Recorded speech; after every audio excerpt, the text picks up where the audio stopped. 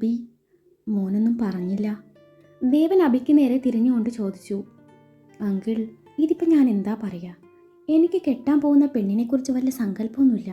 എന്നാലും എൻ്റെ പെങ്ങന്മാരെയെല്ലാം ചേർത്ത് പിടിച്ച് അവർക്കൊക്കെ നല്ലൊരു ചേച്ചിയായും നല്ലൊരു കൂട്ടുകാരിയായും എന്നെ സ്നേഹിക്കുന്നതിനേക്കാളേറെ അവരെ സ്നേഹിക്കുകയും ചെയ്യുന്ന കാര്യപ്രാപ്തിയുള്ള ഒരു പെണ്ണായിരിക്കണം എന്നുണ്ടായിരുന്നു. ഇതിപ്പോൾ വീട്ടിലുള്ള അഞ്ചെണ്ണത്തെക്കാളും കഷ്ടമാണ് അങ്കിളിൻ്റെ മോളുടെ കാര്യം. ആമിയുടെ പ്രായമോ അതിനേക്കാൾ കുറച്ച് മൂത്തതായാലും കുഴപ്പമില്ലായിരുന്നു. ഇതിപ്പോൾ അനുവിൻ്റെ പ്രായമേ വരുള്ളൂ. അബി നെറ്റിത്തടം ഒഴിഞ്ഞുകൊണ്ട് പറഞ്ഞു. എൻ്റെ അബി, നിനക്കിപ്പോൾ 28 വയസ്സായതല്ലേ ഉള്ളൂ. നിങ്ങൾ തമ്മിൽ 6 വയസ്സിൻ്റെ പ്രായ വ്യത്യാസമേ വരുന്നുള്ളൂ. പിന്നെന്താ പ്രശ്നം? എൻ്റെ അങ്കിൾ, ഇവിടെ പ്രായമല്ല പക്വതയാണ് എനിക്ക് പ്രധാനം. അങ്കിൾ പറഞ്ഞതൊക്കെ വെച്ച് നോക്കുമ്പോൾ എൻ്റെ ചോട്ടുവും അങ്കിളിൻ്റെ മോളും ഏതാണ്ട് ഒരു ലെവലിൽ വന്നോളും. അല്ല, അബിക്ക് താല്പര്യമില്ലെങ്കിൽ വേണ്ട. ഞാൻ ഇങ്ങനെ ഒരു കാര്യം പറഞ്ഞിട്ടേ ഇല്ലെന്ന് കരുതിയാൽ മതി. തൻ്റെ കൂടെ ആവുമ്പോൾ എനിക്ക് അവളെക്കുറിച്ച് ഓർത്ത് ഒരാദ്യം വേണ്ടല്ലോ എന്ന് കരുതി. ദക്ഷിനും അതേ അഭിപ്രായമാണുള്ളത്. താനാവുമ്പോൾ അവൾക്കൊരു പേടിയുണ്ടാവും. അതൊക്കെ മുന്നിൽ കണ്ടാണ് ഞാൻ ഈ പ്രപ്പോസൽ എടുത്തിട്ടത് പോലും. എൻ്റെ രോഗത്തെക്കുറിച്ച് തനിക്കറിയാലോ. എപ്പോഴാ ദൈവം വിളിക്കുക എന്നൊന്നും പറയാൻ പറ്റില്ല. അവൾക്ക് ഒന്നും അറിയില്ല. അറിഞ്ഞ അവളാകെ തകർന്നു പോവും. എൻ്റെ കണ്ണടയും വരെയും എനിക്ക് അവളുടെ ചിരിക്കുന്ന മുഖം കാണണം. ഈ വർഷം തന്നെ അവൾ ആരുടെയെങ്കിലും കയ്യിൽ ഏൽപ്പിക്കണമെന്ന് കരുതിയിരുന്നതാ. ഇതിപ്പോൾ അവളായിട്ട് കല്യാണം വേണമെന്നും നിന്നെ കെട്ടണമെന്ന് പറഞ്ഞപ്പോൾ എനിക്കും അതൊരു നല്ല കാര്യമായിട്ട് തോന്നി. അത്രയും പറഞ്ഞു അയാൾ നിർത്തി. അങ്കിളിനെ വിഷമിപ്പിക്കാൻ വേണ്ടി പറഞ്ഞതല്ല. അങ്കിളിന് വിഷമമായെങ്കിൽ സോറി. എനിക്ക് സമ്മതമാണ്. പിന്നെ അങ്കിളുടെ അസുഖം അത് തൽക്കാലം അവൾ അറിയാതിരിക്കുന്നതാണ് നല്ലത്. ഇപ്പോൾ ഒരു ഓപ്പറേഷൻ വേണ്ട. കുറച്ച് നാൾ കൂടി നമുക്ക് നോക്കാമല്ലോ. തൽക്കാലം ആ മെഡിസിൻ തന്നെ കണ്ടിന്യൂ ചെയ്താൽ മതി. ദൈവം എന്നൊരു ശക്തി മുകളിലുണ്ടല്ലോ. നമുക്ക് പ്രാർത്ഥിക്കാം. അങ്കിളിനൊന്നും സംഭവിക്കില്ല. പിന്നെ എനിക്ക് ശിഖയോടൊന്ന് സംസാരിക്കണം. അബി പറഞ്ഞത് കേട്ടതും അയാളുടെ മനസ്സ് നിറഞ്ഞു. പിന്നെ ശിഖ എന്ന അബിയുടെ നാവിൽ നിന്നും വീണതിൻ്റെ സംശയവും ആ മുഖത്തുണ്ട്. അങ്കിൾ, ശിഖയെന്ന് ഞാൻ പറഞ്ഞത് അങ്കിളുടെ മോളുടെ കാര്യമാണ്. ഞാൻ അവളെ ദേവു എന്നാണ് വിളിക്കുക. ദേവൻ പറഞ്ഞു. അതിനവൻ മറുപടിയൊന്നും പറഞ്ഞില്ല. ഒന്ന് ചിരിക്കുക മാത്രമേ ചെയ്തുള്ളൂ. കുറച്ചു നേരം സംസാരിച്ചു. പിന്നീട് ഇരുവരും പിരിഞ്ഞു. ഇല്ല ഇല്ല ഇല്ല, അബിയേട്ടൻ ഇനി എന്ത് പറഞ്ഞാലും ഈ ഒരു വിവാഹത്തിന് ഞാൻ സമ്മതിക്കില്ല. ഇത് അവളെന്നോട് വാശി തീർക്കാൻ വേണ്ടി ചെയ്തതാ. അബിയേട്ടൻ അറിയോ, അവൾ ഇന്നലെ ക്ലാസ്സിൽ വെച്ച് എന്നെ വെല്ലുവിളിച്ചതാ. 1 മാസം കൊണ്ട് അബിയേട്ടനെ കൊണ്ട് അവളുടെ കഴുത്തിൽ താലി കെട്ടിപ്പിക്കുമെന്ന്. എന്നിട്ടിപ്പോൾ അവളുടെ പപ്പ മുഖേന പ്രപ്പോസലുമായി വന്നിരിക്കുന്നു. ഇല്ല, ഇതൊരിക്കലും നടക്കില്ല. നടന്നാ ഞാൻ പിന്നെ ഈ വീട്ടിൽ കാണില്ല. ഒന്നുകിൽ അവള് അല്ലെങ്കിൽ ഞാൻ, രണ്ടിൽ ഒരാളെ ഈ വീട്ടിൽ കാണുള്ളൂ. അതാരാവണം എന്നേ അബിയേട്ടൻ തീരുമാനിക്ക് എന്നും പറഞ്ഞ് അവന് ദേഷ്യത്തിൽ മുറിയിലേക്ക് പോയതിന് പിന്നാലെ അബിയും അവൻ്റെ മുറിയിലേക്ക് പോയി. ബാക്കി 4 പേരും പരസ്പരം മുഖത്തോട് മുഖം നോക്കി. കുറച്ച് കഴിഞ്ഞ് ആമി അബിയുടെ മുറിയിലേക്ക് വന്നു. അബിയേട്ടാ, ഭക്ഷണം എടുത്തു വെച്ചിട്ടുണ്ട്. വരാം, നിങ്ങൾ കഴിച്ചോ? ഇല്ല. അനു മുറിയിൽ കഥ കടച്ചിരിപ്പുണ്ട്. അബിയേട്ടാ, അവൾക്ക് ഇഷ്ടമില്ലെങ്കിൽ ഇത് വേണോ? ആമി ചോദിച്ചു. മോളെ, നിനക്കറിയാനിട്ടാണ്. ദേവനങ്കിളിനോട് എനിക്ക് തീരാത്ത കടപ്പാടുണ്ട്. അതുകൊണ്ടാ പറ്റില്ലെന്ന് പറയാൻ പറ്റാത്തത്. നിങ്ങൾ കരുതും പോലെ അവളൊരു മോശം കുട്ടിയൊന്നുമല്ല. നിങ്ങളെക്കാളും കുറച്ച് കുറുമ്പ് കൂടുതലാണ്. അതിവിടെ എത്തിയാൽ ശരിയായിക്കോളും. നീ വാ, നമുക്ക് അനുവിനോടൊന്ന് സംസാരിച്ചിട്ട് വരാം എന്നും പറഞ്ഞ അബി അവിടെ നിന്ന് എഴുന്നേറ്റു. അനുവിൻ്റെ മുറി ലക്ഷ്യം വെച്ച് നീങ്ങി. അനു, അനു, ഡോർ തുറക്ക്. ഡോറിൽ തട്ടിക്കൊണ്ട് അബി വിളിച്ചു. അടുത്ത നിമിഷം അനു ഡോറും തുറന്ന് മുറിക്ക് വെളിയിൽ ഇറങ്ങി. ആരെയും ശ്രദ്ധിക്കാതെ ഹാളിൽ സെറ്റ് ചെയ്തിട്ടുള്ള നീളമുള്ള ട്രഡീഷണൽ സിങ്ങിൽ വന്നിരുന്നതും അബിയും അവളുടെ തൊട്ടരികിൽ വന്നിരുന്നു. അബി അവളുടെ തോളിൽ കൈയിട്ട് ചേർത്ത് പിടിച്ചു. അവൾ നിന്നോട് വാശിക്കാണ് ഈ കല്യാണത്തിന് ഒരുങ്ങിയതെങ്കിലേ മൂക്ക് കൊണ്ട് ക്ഷ ഞ ട ഒക്കെയും വരക്കാൻ പോകുന്നതേ അവളായിരിക്കും. അബി പറഞ്ഞത് കേട്ടതും അനു തല ഉയർത്തി അവനെ ഒന്ന് നോക്കി. അതേന്നേ, നമുക്ക് എല്ലാവർക്കും കൂടി ആ തല തെറിച്ച പെണ്ണിനെ ഒരു പാഠം പഠിപ്പിക്കാം. ഇതിപ്പോൾ അങ്കിളിനോട് വാക്ക് പാലിക്കാനും പറ്റും, അവൾക്കിട്ട് പണി കൊടുക്കാനും പറ്റും. അനിക മഹേശ്വർ ആരാണെന്ന് അവൾ അറിയാൻ പോകുന്നതേ ഉള്ളൂ. അബി പറഞ്ഞത് കേട്ടതും അനുവിൻ്റെ മുഖം വിടർന്നു. ഉറപ്പാണല്ലോ അല്ലേ? അനു നിറഞ്ഞ കണ്ണാലെ ചോദിച്ചതും അബി അവളുടെ നിറഞ്ഞ കണ്ണുകൾ തൻ്റെ വിരലുകളാൽ ഒപ്പിയെടുത്തുകൊണ്ട് ചേർത്ത് പിടിച്ചതും അവളും അവനെ തിരികെ പുണർന്നു. അന്നേരം ഒരാൾക്ക് അവിടെ കുശുമ്പ് കുത്തി തുടങ്ങി. മറ്റാരുമല്ല, ചോട്ടുവിൻ്റെ കാര്യമാണ് പറയുന്നത്. ആമിയുടെ ചുരിദാറിൻ്റെ ഷോളും ചുഴറ്റിച്ചുകൊണ്ട് അവളോട് ചേർന്ന് നിൽക്കുന്ന ചോട്ടുവിനെ അബി ഒന്ന് നോക്കി. തന്നേക്കാൾ കൂടുതൽ തൻ്റെ ചേട്ടൻ മറ്റാരെയും സ്നേഹിക്കുന്നത് അവൾക്കിഷ്ടമല്ലായിരുന്നു. ബാ. അബി ചോട്ടുവിന് നേരെ ഇരുകൈയും നീട്ടിയതും അവൾ ഓടിച്ചെന്ന് അവൻ്റെ മടിയിൽ കയറിയിരുന്നു. കഴുത്തിൽ വട്ടം ചുറ്റി പിടിച്ചു. കവിളിൽ ഉമ്മ വെച്ചതും അവനും അവളുടെ കവിളിൽ അമർത്തിമുത്തി. അപ്പം അടുത്തയാൾക്ക് കുശുമ്പ് നിറഞ്ഞു. അപ്പുമെല്ലാം അവൻ്റെ ഇടതുവശത്ത് ചെന്നിരുന്നു അവനെ കെട്ടിപ്പിടിച്ചു.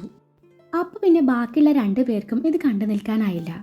ഒരാൾ അപ്പുവിൻ്റെ സൈഡിലും ഒരാൾ അനുവിൻ്റെ സൈഡിലും വന്നിരുന്നു പരസ്പരം ചേർത്ത് പിടിച്ചതും അബിയുടെ മുഖത്ത് ഒരു തരം നിർവൃതി അണഞ്ഞു. തൊട്ടു മുന്നിൽ മാലയിട്ട് തൂക്കിയ അവരുടെ മാതാപിതാക്കളുടെ ഫോട്ടോയിലേക്ക് അബിയുടെ കണ്ണുകൾ ഉടക്കി. ആ നേരത്താണ് ഹർഷനും ആരവും അങ്ങോട്ട് കയറി വരുന്നത്. ചേട്ടൻ്റെയും പെങ്ങന്മാരുടെയും ആ ഇരുത്തം ഇരുവരും ഒരു നിമിഷം നോക്കി നിന്നു. ദേ അബിയേട്ടാ, ഹർഷേട്ടൻ ഈ വീട്ടിൽ കാലുകുത്തിയിട്ടാ, മുട്ടുകാല് തല്ലിയൊടിക്കുന്നില്ലേ? ചോട്ടുവിൻ്റെ പറച്ചിൽ കേട്ടിട്ടാണ് എല്ലാവരും ഹർഷനിലേക്കും ആരവിലേക്കും നോട്ടം പായിച്ചത്. അവരെ കണ്ടതും ഓരോരുത്തരായി എഴുന്നേറ്റു. ഒരു നിമിഷം ഹർഷന്റെ കണ്ണുകൾ ആമയിലേക്ക് നീണ്ടു. ആ നോട്ടം തിരിച്ചറിഞ്ഞതും ആമയുടെ ചുടികളിൽ നാണം വിരിഞ്ഞു. ഹർഷൻ പെട്ടെന്ന് നോട്ടം മാറ്റി തൻ്റെ കയ്യിലെ കവറിൽ നിന്നും ഒരു ഡയറി മിൽക്ക് എടുത്ത് ചോട്ടുവിന് നേരെ നീട്ടിയതും അബിയുടെ മടിയിൽ നിന്നും എഴുന്നേറ്റ് ചോട്ടു ഓടി വന്നു ചോക്ലേറ്റ് വാങ്ങിക്കാൻ നോക്കി. ആരുടെയാ മുട്ടുകാല് തല്ലിയൊടിക്കണ്ടേ? അതും പറഞ്ഞ് ഹർഷൻ ചോക്ലേറ്റ് തൻ്റെ പിറകിലോട്ട് ഒളിപ്പിച്ചു വെച്ചതും അവളുടെ മുഖം മങ്ങി. അത് ഞാനല്ല അബിയേട്ടനാ പറഞ്ഞത്, അവൾ വാടിയ മുഖത്തോടെ പറഞ്ഞു. ആ നിമിഷം ഹർഷൻ പിന്നിലൊളിപ്പിച്ച ചോക്ലേറ്റ് ആരവ് നൈസായിട്ട് അടിച്ചു മാറ്റി ചോട്ടുവിൻ്റെ കയ്യിൽ വെച്ചു കൊടുത്തതും അവളുടെ മുഖം വിടർന്നു. താങ്ക് യു ബഡ്ഡി, ചോട്ടു ആരവിന് ഹൈഫൈ കൊടുത്തുകൊണ്ട് പറഞ്ഞു. ഹർഷേട്ടൻ്റെ തന്നെയാ മുട്ടുകാല് തല്ലിയൊടിക്കേണ്ടേ എന്നും പറഞ്ഞ് അവൾ ഓടി വന്ന് വീണ്ടും അബിയുടെ മടിയിലിരുന്നു. അപ്പു, ദേ ഇത് നിങ്ങൾക്കുള്ളതാ എന്നും പറഞ്ഞ് ഹർഷൻ അപ്പുവിന് നേരെ കവർ നീട്ടിയതും അപ്പു അത് തുറന്നു നോക്കി. ഇതെന്താ ഹർഷേട്ടാ, ഞങ്ങൾക്കൊക്കെ ലോക്കലും ചേച്ചിക്ക് മാത്രം സ്പെഷ്യലും? അപ്പു ഹർഷനെ വല്ലാത്ത ഭാവത്തിൽ നോക്കിക്കൊണ്ട് പറഞ്ഞതും ആമയ്ക്കും അച്ചുവിനും പിന്നാലെ അവളും അടുക്കളയിലോട്ട് നടന്നു. അന്നേരം അനു ആരവിനെയും കൂട്ടി വീടിൻ്റെ സിറ്റ് ഔട്ടിലേക്ക് ചെന്നു. ഇരുവരുടെയും സംസാര വിഷയം ദേവു ആയിരുന്നു. ഹർഷ, നീ ഇവിടെ വന്നിരിക്ക്, എനിക്ക് നിന്നോട് കുറച്ച് കാര്യങ്ങൾ സംസാരിക്കാനുണ്ട്. അബി ഹർഷനോടെന്ന പോലെ പറഞ്ഞതും ഹർഷൻ സിങ്ങിൽ വന്നിരുന്നു. മോള് ചേച്ചിമാരുടെ അടുത്തേക്ക് പോയിക്കോ. അബി പറഞ്ഞത് കേട്ടതും ചോട്ടു അവൻ്റെ മടിയിൽ നിന്ന് എഴുന്നേറ്റ് അടുക്കളയിലോട്ട് നടന്നു. നിനക്ക് പെണ്ണ് സെറ്റായെന്ന് കേട്ടു, ആരാ കക്ഷി? ഹർഷൻ അബിക്ക് നേരെ തിരിഞ്ഞുകൊണ്ട് ചോദിച്ചു. നമ്മുടെ ദക്ഷിൻ്റെ അനിയത്തിയാ. ദേവനങ്ങളുടെ കാര്യം നിനക്കറിയാലോ. ഇപ്പോൾ ഒരു ഓപ്പറേഷൻ അദ്ദേഹം തയ്യാറല്ല. അദ്ദേഹത്തിൻ്റെ കാര്യത്തിൽ എനിക്ക് എന്താ വേണ്ടതെന്ന് ഒരു പിടുത്തവുമില്ല. അദ്ദേഹം ഒരു കാര്യം പറഞ്ഞാൽ ഞാൻ എങ്ങനെയാണ് നിഷേധിക്കുക? അങ്ങനെ ഞാൻ സമ്മതിച്ചു. അപ്പോഴാണ് അടുത്ത പ്രശ്നം. ഈ പെൺകുട്ടിയും നമ്മുടെ അനുവും തമ്മിൽ കോളേജിൽ വെച്ച് എന്തോ ഒരു ഇഷ്യൂ ഉണ്ടായി. അവളെ നമ്മുടെ കോളേജിൽ ഇന്നലെ ജോയിൻ ചെയ്തതേ ഉള്ളൂ. പച്ചക്ക് പറഞ്ഞാലേ ആളൊരു തല്ലിപ്പൊളിയാണ്. ഒരുത്തൻ്റെ തല തല്ലിപ്പൊട്ടിച്ച് അവിടെ നിന്ന് ഡിസ്മിസൽ വാങ്ങി വന്നതാ. വന്ന അന്ന് തന്നെ അനുവുമായി ഉടക്കി. അതിൻ്റെ ഭാഗമായി ഇരുവരും എൻ്റെ പേരും പറഞ്ഞ് വെല്ലുവിളിക്കുകയും ചെയ്തിരുന്നു. അതുകൊണ്ട് അനു ഇത് നടക്കില്ലെന്നാണ് പറയുന്നത്. ഞാനൊരു വിധം സമാധാനിപ്പിച്ച് വിട്ടു. അബി കാര്യങ്ങളൊക്കെയും ഹർഷനോട് പറഞ്ഞു. പെങ്ങന്മാരും നീയത്ത് ഒരു പെണ്ണിനായിട്ട് വട്ടം കറക്കാൻ പോവാ? നീ പറഞ്ഞത് വെച്ച് നോക്കുമ്പോൾ ഇവിടെ ഒരു യുദ്ധം നടക്കും. നീ ഇത്തിരി ബുദ്ധിമുട്ടുകയും ചെയ്യും. അതിനേക്കാൾ നല്ലത് അവളെ കെട്ടാതിരിക്കുന്നതല്ലേ? ഹർഷൻ തൻ്റെ അഭിപ്രായം പറഞ്ഞു. നിനക്ക് തോന്നുന്നുണ്ടോ ഞാൻ അത്തരം തറപ്പരിപാടി ചെയ്യൂന്ന്? തൽക്കാലത്തേക്ക് അനുവിനെ സമാധാനിപ്പിക്കാൻ വേണ്ടി പറഞ്ഞെന്നേ ഉള്ളൂ. താലി കെട്ടിയ പെണ്ണിനെ എന്തിൻ്റെ പേരിലായാലും വേദനിപ്പിക്കാൻ എന്നെ കൊണ്ടാവില്ല. അതുപോലെ എൻ്റെ പെങ്ങന്മാരുടെ സങ്കടം കാണാനും എനിക്ക് വയ്യ. നാളെ അവളെ കണ്ടൊന്ന് സംസാരിക്കണം. കാര്യങ്ങളൊക്കെയും പറഞ്ഞ് മനസ്സിലാക്കുകയും ചെയ്യണം. പറ്റിയ അനുവുമായുള്ള പിണക്കവും മാറ്റണം. അബി ദീർഘമായി ഒന്ന് നിശ്വസിച്ചുകൊണ്ട് പറഞ്ഞു. അതാ നല്ലത്. അല്ലെങ്കിൽ എല്ലാം കൂടി ഈ വീട് തല തിരിച്ച് വെക്കാനുള്ള എല്ലാ സാധ്യതയും ഞാൻ കാണുന്നുണ്ട്. വെറും സാധ്യതയല്ല, ഇവിടെ ഒരു SS ലഹള തന്നെ നടക്കും, ഹർഷൻ പറഞ്ഞു. SS ലഹളയോ? അതെന്തോ നാടാ? SS sisters with sister in law riot. അതിനെ ഞാൻ ചുരുക്കി പറഞ്ഞെന്നേ ഉള്ളൂ. തൽക്കാലം നീ ചുരുക്കാനും നിവർത്താനൊന്നും നിൽക്കണ്ട.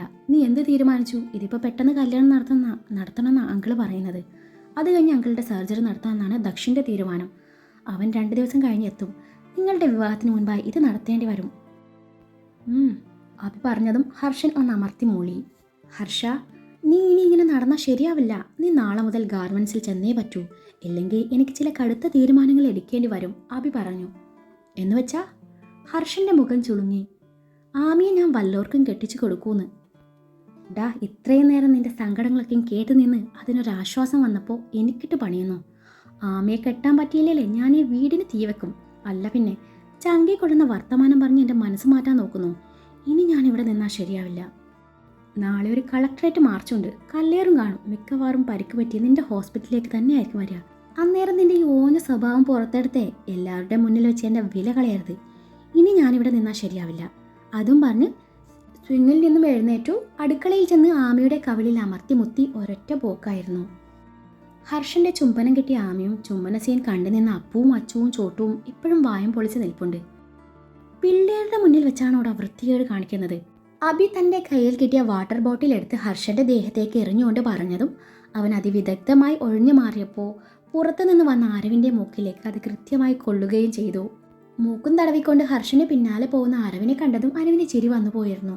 ഇതിനിടയിൽ നാളെ അബി ദേവുവിനെ മീറ്റ് ചെയ്യുന്ന കാര്യം അവൻ ഹർഷനോട് പറയും നേരം അപ്പു എങ്ങനെയോ കേട്ടിരുന്നു. അപ്പോൾ അത് കൃത്യമായി ആ വാർത്ത ചേച്ചിമാരുടെ ചെവിയിലേക്ക് എത്തിക്കുകയും ചെയ്തു.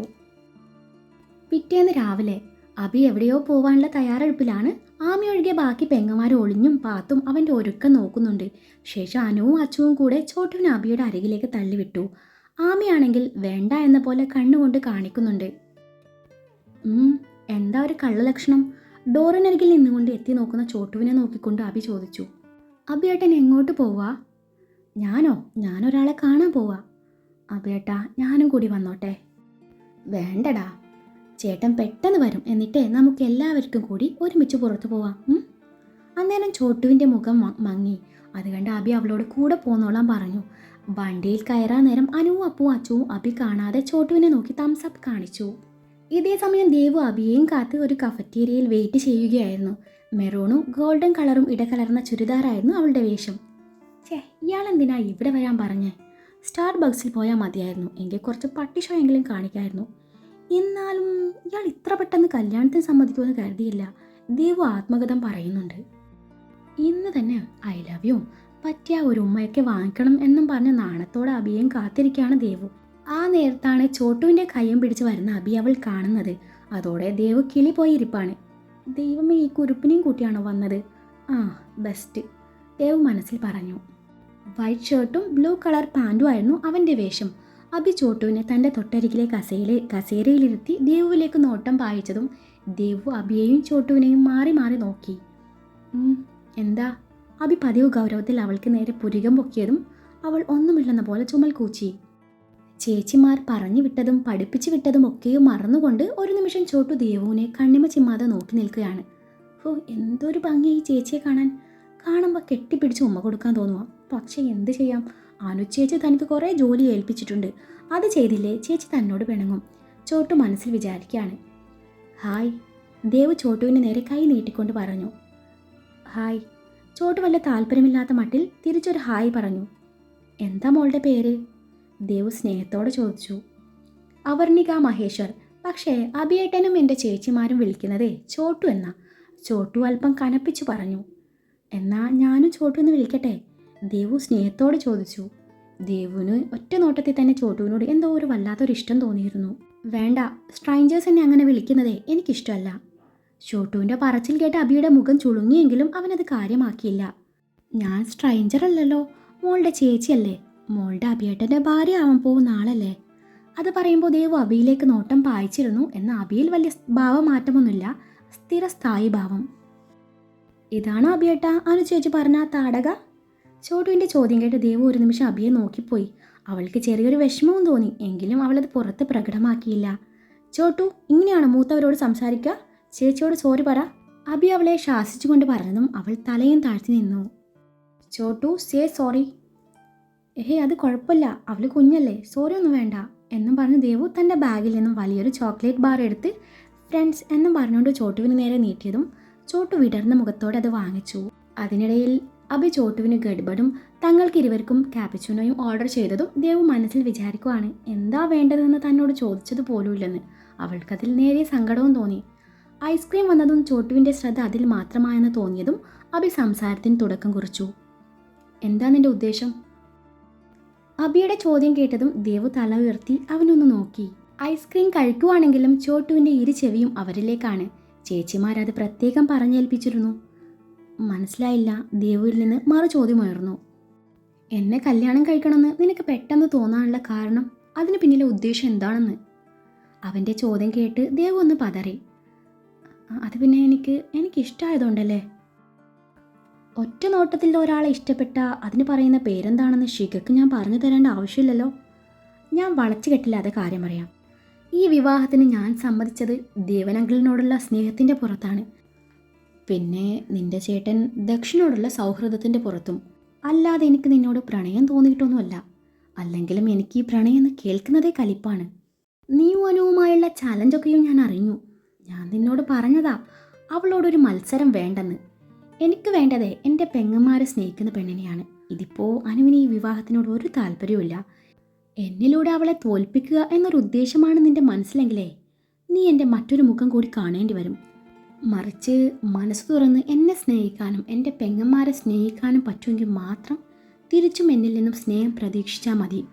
നിന്റെ കുരുട്ടുബുദ്ധിയും കുട്ടിക്കളിയൊക്കെയും നിന്റെ വീട്ടിൽ കളഞ്ഞിട്ട് വേണം എൻ്റെ വീട്ടിലേക്ക് വരാൻ. ഞാൻ പറഞ്ഞതല്ലേ എൻ്റെ പെങ്ങന്മാർ എൻ്റെ ജീവനാണെന്ന്. അവർ കഴിഞ്ഞേ എനിക്ക് മറ്റെന്തുള്ളൂ എന്ന്.